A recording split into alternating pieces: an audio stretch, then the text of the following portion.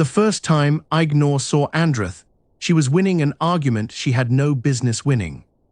He had come down from the Northern Watch with a company of 8 to resupply at the Bëorian settlement in the pine valleys of Dorthonion.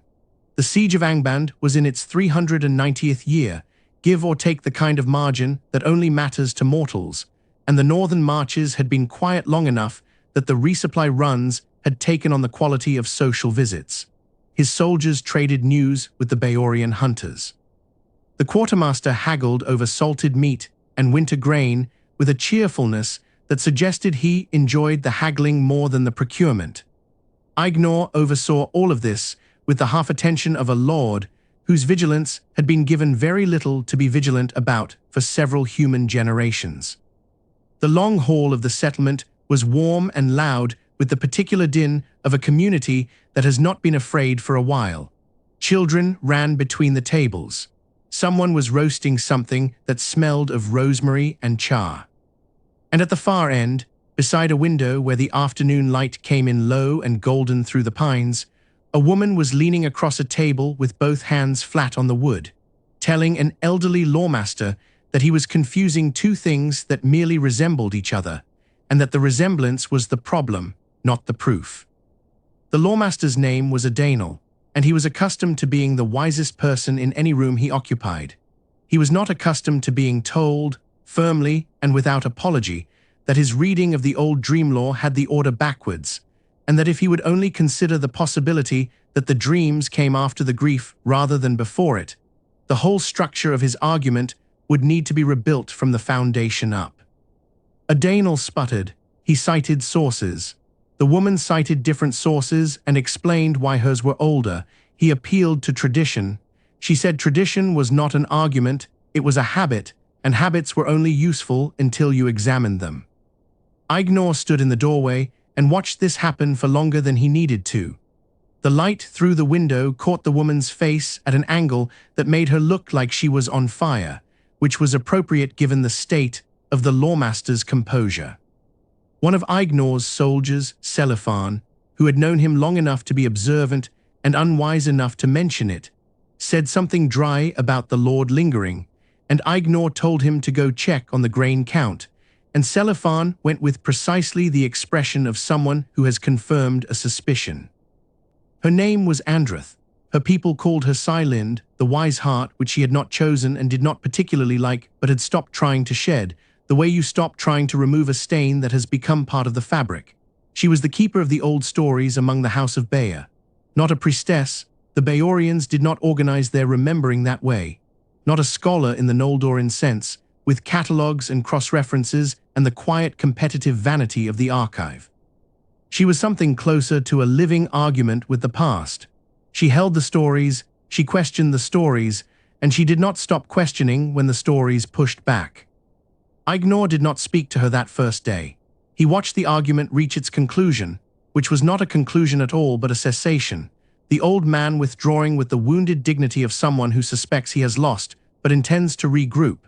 And then he left to attend to his duties and rode north with his company and thought about the woman in the golden light for 3 days before admitting to himself that he was going to find a reason to go back. He found the reason. It was a plausible reason, something to do with scouting routes and the mapping of streams in the lower valleys, and it would have convinced anyone who did not know him. Finrod, his brother, would not have been convinced.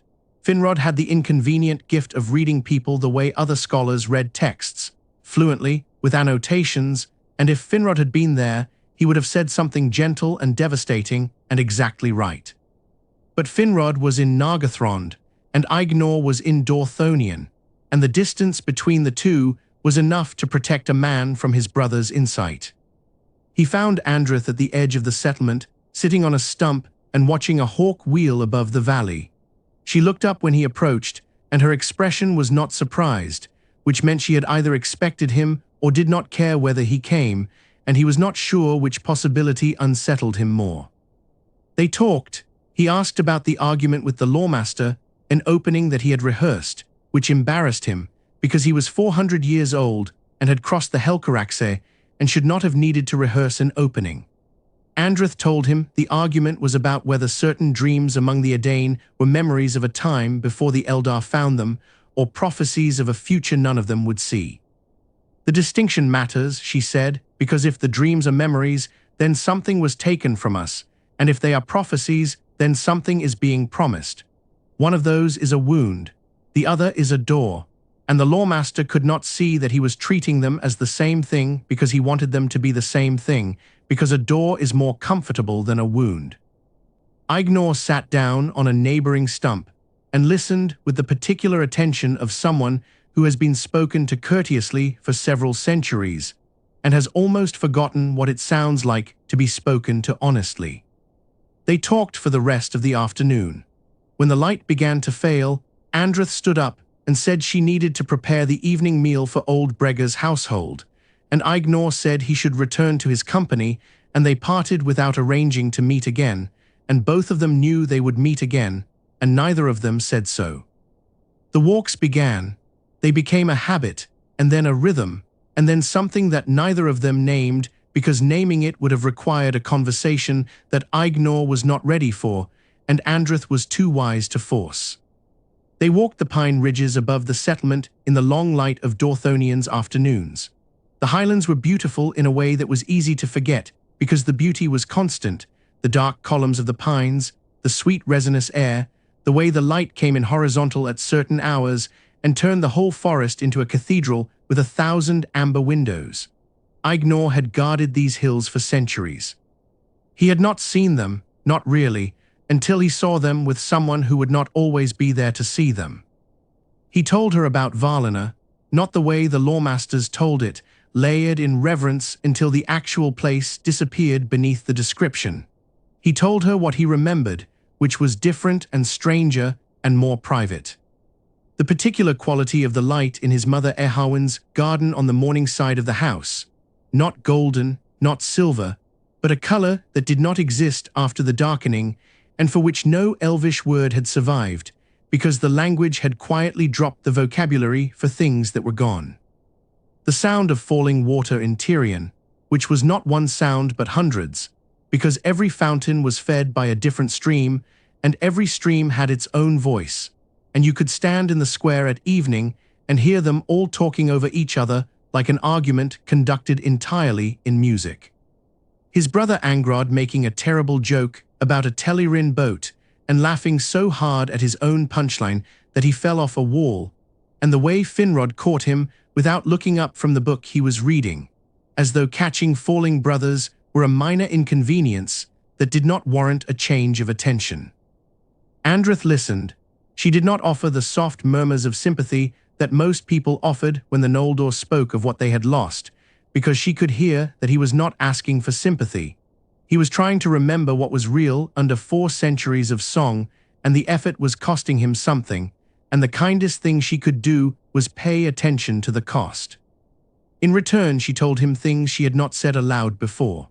About her grandfather Bëor the Old, who heard Finrod singing in the forests of Osiriand and walked toward the sound and never turned back, leaving his household and his lands and everything he had built, as though his entire life until that moment had been a room he was passing through on the way to somewhere else. About what it meant to carry the old stories of the Edain, stories that reached into a darkness before the rising of the sun, before the Eldar found the men wandering under starlight in the east, stories that spoke of a severing so ancient that even the grief had worn smooth, like a stone in a river, until what remained was not the memory of the wound, but only the ache, carried forward through generations that no longer remembered what had been cut. About getting older, her knee clicked when she rose in the morning now. It had not clicked 5 years ago. She tracked the change the way a cartographer tracks the erosion of a coastline, not with alarm, but with the sober attention of someone watching a process that will not consult her before it finishes. Her hands were slower in cold weather.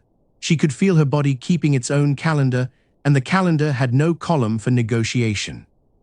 And the Eldar, she said, the Eldar looked at old mortals sometimes with a tenderness that had pity braided through it so finely that the two could not be separated, and that tenderness was sometimes harder to bear than indifference would have been, because at least indifference does not ask you to be grateful for being seen as less. Aegnor did not look at her that way.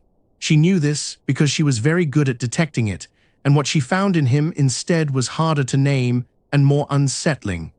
He looked at her the way you look at a fire that you know will go out, not with pity for the fire, but with a kind of fury at the cold that is waiting. The lake of Aeluin became their place. They did not decide this. The lake decided it for them, the way certain places claim people who did not know they were looking. The water was impossible. On still evenings, it held the sky so perfectly, clouds, stars, the fading bands of sunset, that the shore felt less like the edge of a lake, and more like a seam where two worlds had been stitched together, the stitch so fine you could not see it unless you looked directly down. Standing there at dusk felt like standing at the hinge of something the world had not decided whether to open or close. Aegnor said it was the most beautiful place in Beleriand. Andreth considered this for a while and said beauty was not the right word. She said the lake was honest, which was harder to find and more difficult to be near. He looked at her when she said this, and she was looking at the water, and the evening star had just risen and was sitting in her dark hair like a jewel someone had placed there with deliberate care. And something in his chest performed a maneuver that he had not experienced in 400 years of warfare and had no tactical response for. He loved her, he had loved her, he understood now, since the long haul, since the argument, since the golden light through the pine-framed window. The knowing came the way lightning comes, not bringing anything new, just showing what was already there, every detail sharp and present and impossible to unsee. And because the Eldar do not love lightly or partially or with conditions they intend to invoke later, the knowing changed everything. The war became real. The siege became fragile. Time, which had meant nothing to an immortal guarding a 4-century stalemate, became the most intimate and terrible thing in the world, because it was moving through the woman beside him at a speed he could see and could not slow. The silver thread appeared at her temple one autumn. He saw it in the late afternoon light, bright against her dark hair, fine as a wire. She was talking about something, the grain harvest, perhaps, or a dispute between two families in the settlement, and she did not notice him go quiet, or if she noticed, she chose not to remark on it, which amounted to the same kindness. It was one thread. It meant nothing. Mortals silvered. This was known. It was natural and expected and fine. He told himself these things in the calm, measured internal voice that he used for assessing tactical situations, and the calm, measured voice was lying, and he knew it was lying, and the knowing did not help. He began to see it everywhere after that. The fine lines forming at the corners of her eyes when she smiled, like paths beaten into a hillside by years of walking the same route. The slight stiffness in her hands on cold mornings. The way she paused now at the top of the steeper ridges to catch her breath, briefly, not enough to interrupt the conversation, but enough for him to notice, and for her to know that he noticed, and for both of them to continue walking as though nothing had changed. He remained exactly as he was. His face, his hands, his body, unchanged, unlined, untouched by the years that were rewriting her. He looked at his own reflection in the lake of Aeluin and saw the same face he had carried across the ice of the Helcaraxe, and he understood that this face was going to become a cruelty. Not now, not soon. But eventually, the distance between what time was doing to her and what it was not doing to him would be the first thing anyone saw when they stood in the same room, and every mirror and every still surface of water would say the same thing, that they were made from different materials, and no amount of love was going to change how fast one of them burned. He could marry her. He thought about this on the northern watch, staring at the distant smokes of Thangorodrim, which had been there so long they looked almost natural, like weather. He could marry her and have those years, 20, perhaps 30, perhaps fewer if the war came. He could walk the ridges with her until she could no longer walk, and sit beside the lake with her until she could no longer sit, and hold her hand at the end when the end came, as it would come, as it was always going to come.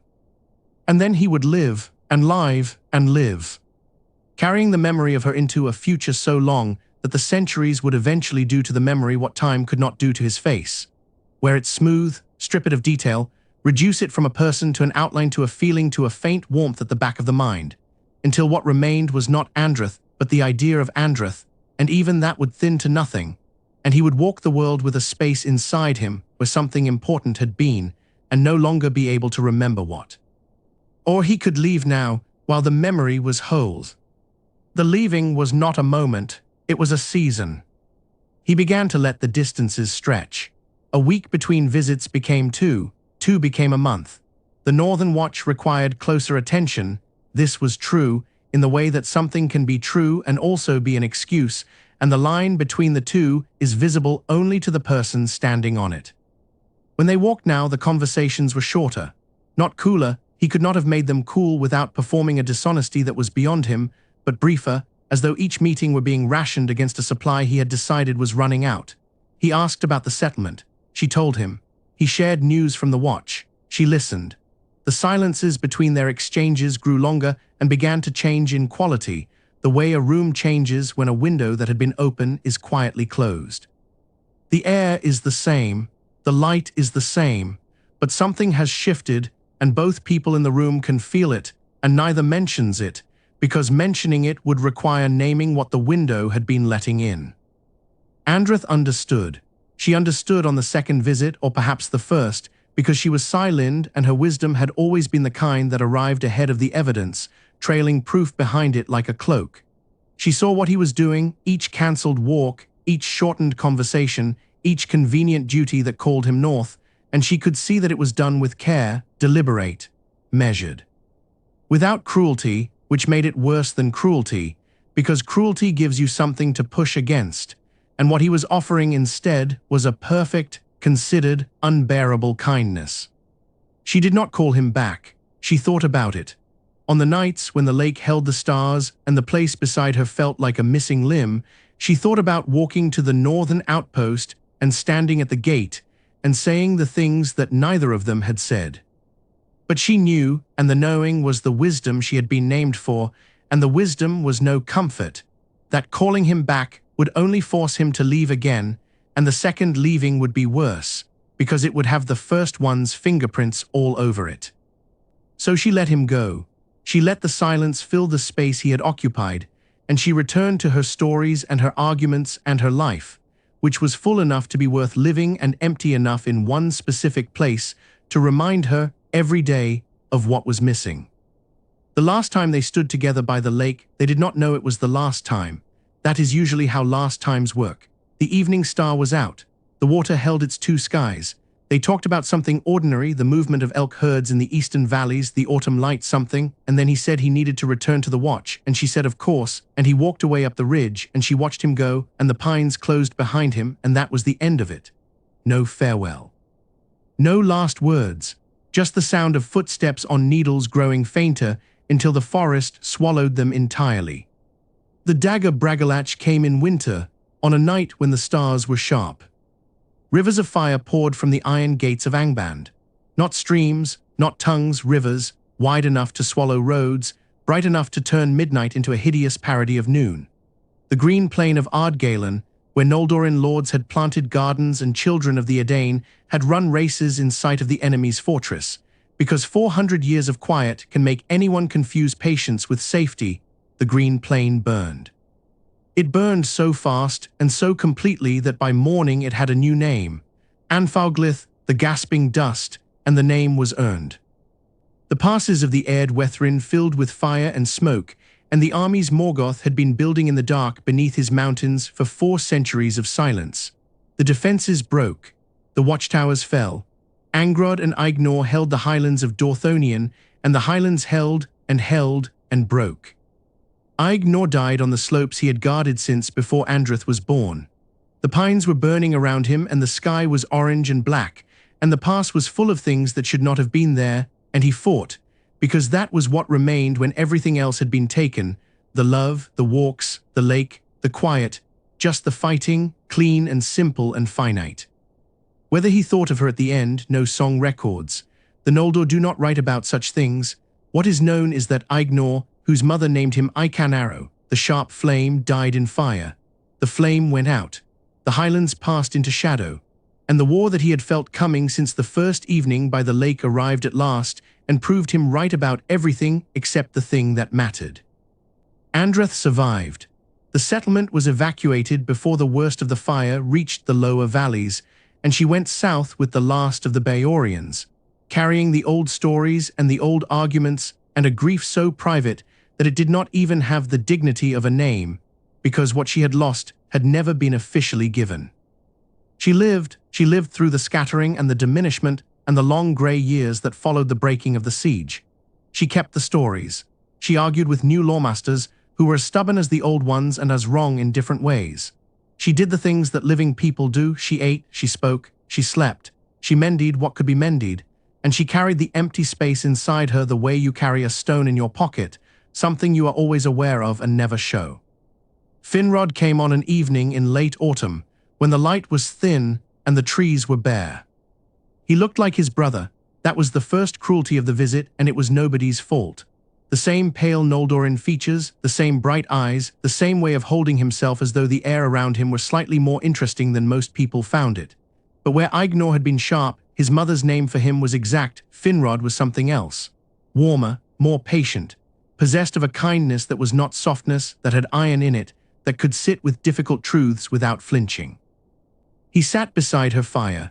She made tea from dried herbs that had been better when the herb garden was in Dorthonion and the soil was right.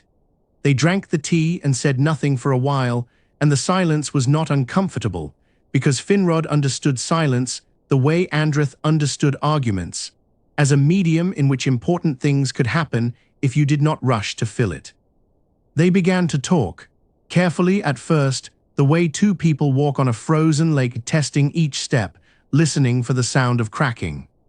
Finrod spoke of the Aeluin, the great music sung before the world was made, and the hope that when the music was sung again at the end of all things, the discords would be resolved and the broken would be healed. Andreth said that hope was a word the Eldar used differently from the Edain. For the Eldar, hope looked forward into an unending future, which gave it room to breathe. For mortals, hope looked forward into a wall, and what mattered was not whether the wall could be removed, but what you did in the space between here and there. They talked about death. Finrod called it the gift of Iluvatar, and Andreth's mouth tightened in the way it always tightened when she heard this phrase, and Finrod noticed and did not retreat from it. He asked her what was wrong with the word gift. She told him. A gift is something you can refuse, she said. A gift comes with a giver, and the giver can be thanked, and the thanking completes the exchange. Death does not complete any exchange. It interrupts all of them. Call it what it is, she said. A departure, an unfinished sentence. Do not dress it in the language of generosity, when we both know it is a door that opens in one direction only and does not give the person passing through it the courtesy of a handle on this side. Finrod sat with this for a while. The fire settled. Sparks rose and went out and were not replaced. They talked about the darkness, the old Edain memories of a time before the finding, before the Eldar came east and discovered the race of men wandering under starlight, newly wakened, dazed, already marked by something that Andreth's stories remembered as a loss so ancient that the loss itself had been lost, leaving only its silence behind, like a footprint in stone. They talked about love, not directly. They circled it the way two people circle a subject they are both afraid to land on. Finrod spoke of his own love, Amarya, who remained in Valinor when he crossed the ice. Andreth asked if it was hard. Finrod said it was the easiest and the most impossible thing in his life, and that the two descriptions were not in contradiction. The fire was almost out when Andreth said his name, not Finrod's name, the other one. Aegnor. She said it quietly. The name had been in the room all evening. They had both known it was there, the way you know a door is there even when neither of you has looked at it. Finrod did not look away. She understood then that he had come for this, that the philosophy and the theology and the careful circling had been the long road to this door, and they were at it now, and he was not going to pretend otherwise.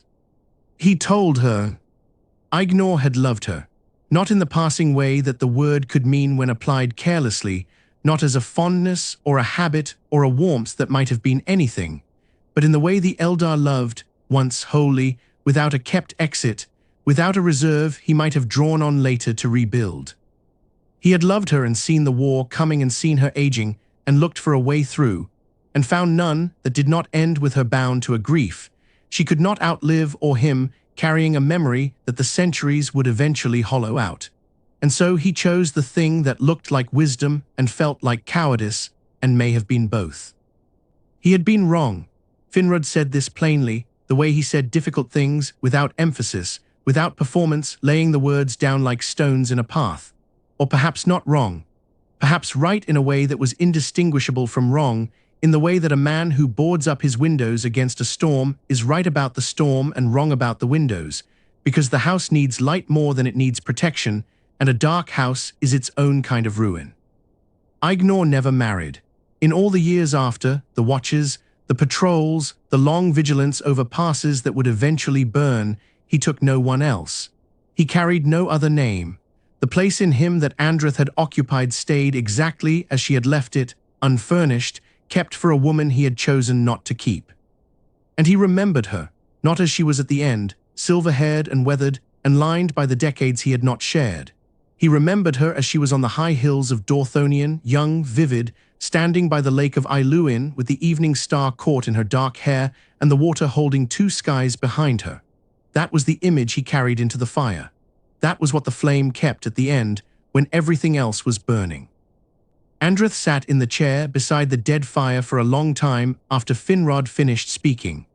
The room was dark now except for the faint glow of embers, and the cold was coming in through the walls the way cold does in old houses, not as an invasion, but as a reminder that warmth is temporary and must be constantly re-earned.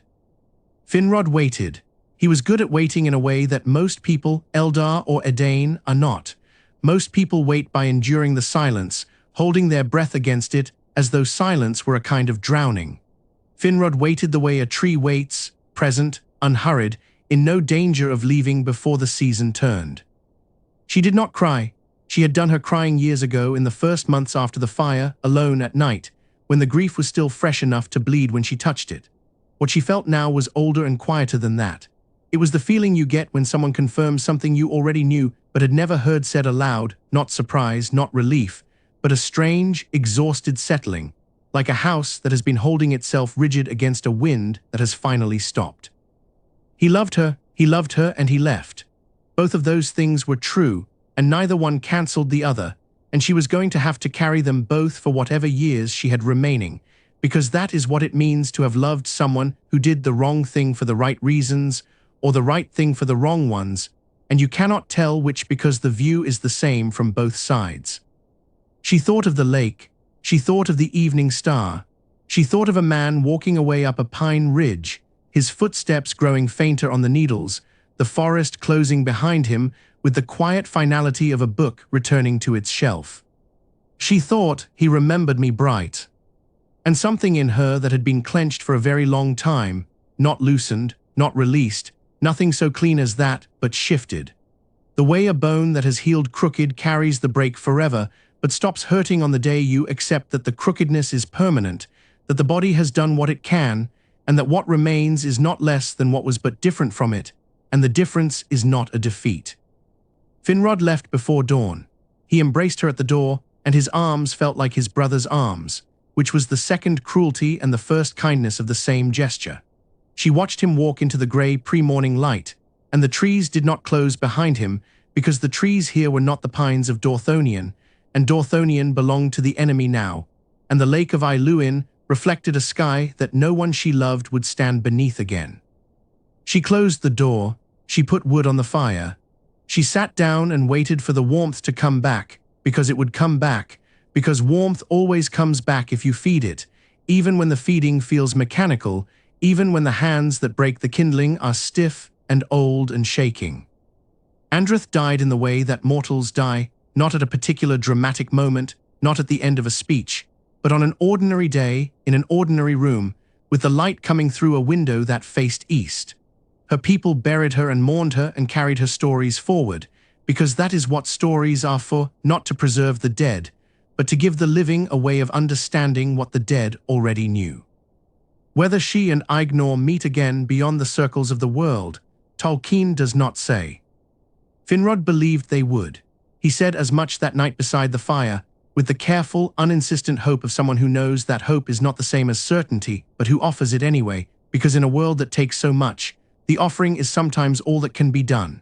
He believed that the music would be sung again, and that in the singing, the broken things would be made whole, not restored, not returned to what they were, but completed in a way that the first version of the world had not allowed.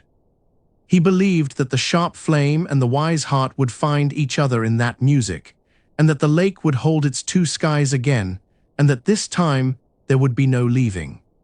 He could not prove it, he said so. Andreth did not ask him to. The sentence stays unfinished. It was always going to. Two people who loved each other completely in a world that was not built for the keeping, and who could not find a way to stay without breaking what they were trying to hold. The star in her hair, the flame in his name, the lake between two skies, holding a perfect reflection of something that was already beginning to pass.